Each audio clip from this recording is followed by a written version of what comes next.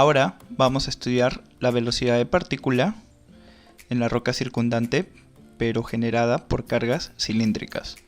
En el capítulo anterior estudiamos cargas esféricas. Dijimos que las ecuaciones utilizadas en el modelamiento iban a ser utilizadas en las ecuaciones para cargas cilíndricas. Ya vamos a ver. Entonces, para poder modelar las fuerzas generadas por cargas cilíndricas y a través de ellas poder hallar el potencial de velocidad, se va a expresar de la siguiente manera: 2 veces A sobre la longitud de carga por la integral de Z1 hasta Z2, que son las cotas de la carga de toda esa expresión. Vamos a resumir x al cuadrado más y al cuadrado como si fuera el radio del taladro para poder hallar el potencial de velocidad en las paredes del taladro. Entonces reemplazamos en la ecuación 1 y tenemos lo siguiente. Otra forma de poder expresar la ecuación sería la que vemos en la parte inferior. De ello podemos resumir de que P va a ser 2 veces A sobre L y B sub S va a ser el logaritmo natural de toda esa expresión. Entonces, en resumen, tendríamos que el potencial de velocidad para carga cilíndrica sería P por B sub S. ¿Ok? Bien, ahora vamos a modelar la fuerza generada en la roca circundante a través de la energía cinética. Tenemos que la energía que pasa por un volumen de roca, una unidad de volumen de roca, viene dada por la densidad del medio por el campo de velocidades al cuadrado sobre 2, por la diferencial de volumen. Entonces, vamos a expresar el campo de velocidades como la laplaciana del potencial de velocidad. Como vimos que no podemos hallarla directamente las velocidades, sino a través del potencial de velocidad, porque se trata de un fluido no rotacional e incompresible. ¿Okay? Y como vimos en el capítulo anterior, una forma de poder tratarlo es a través de la transformada de Laplace. Entonces vamos a integrar 3 veces y vamos a hallar primero la superficie.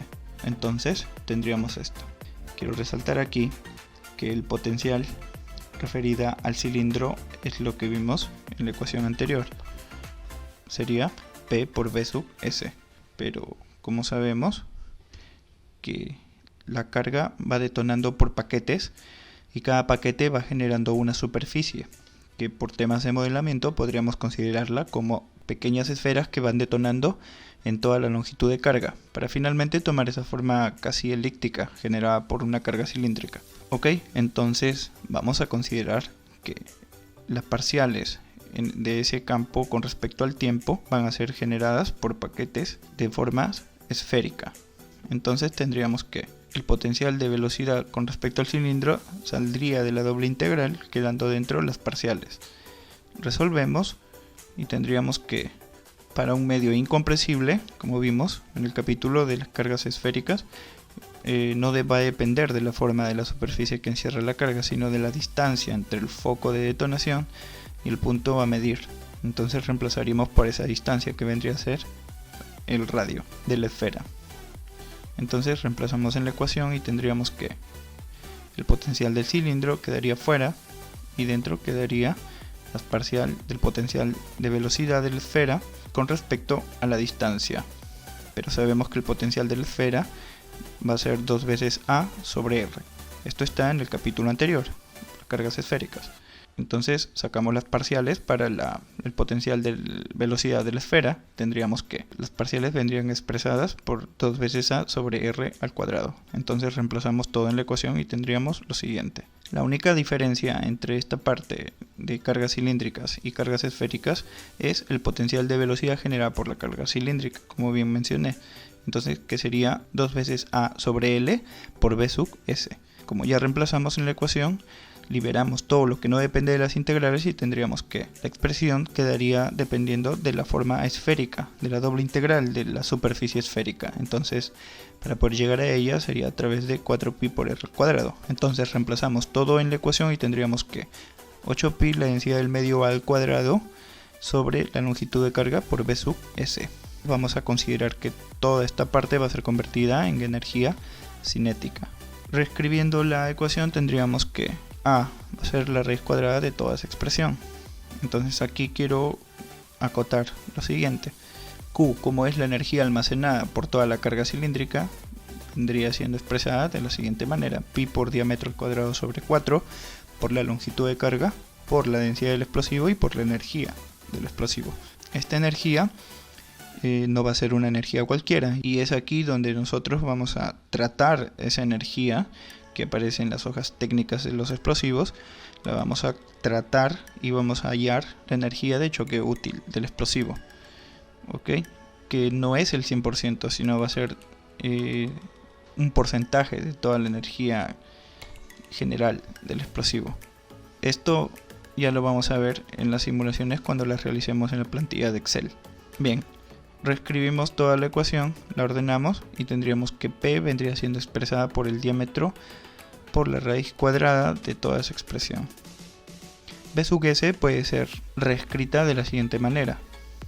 Entonces el potencial de velocidad de un cilindro va a ser expresada por la multiplicación de P y B sub S. Bien, y como sabemos que para llegar a la velocidad expresada en metros por segundo tendríamos que obtener la gradiente de ese potencial de velocidad que hemos hallado anteriormente. Entonces, como P es 2 veces A sobre L, todo multiplicado por B sub S, B sub S en el caso de que quisiéramos hallar el potencial de velocidad en las paredes del taladro, pero B es cuando vamos a hallarlo en toda la roca circundante. Entonces tendríamos que aplicar la gradiente a toda la parte geométrica que vendría a ser expresada por B.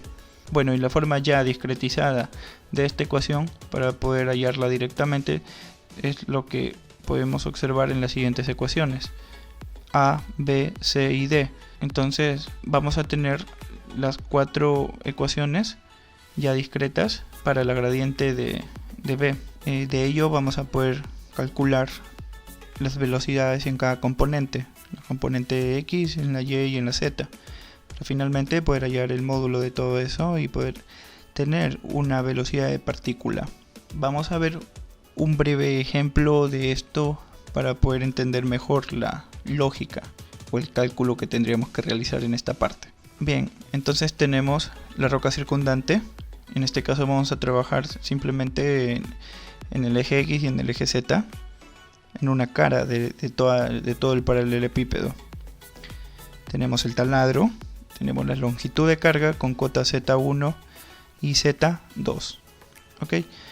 Y las ecuaciones de A, B, C y D.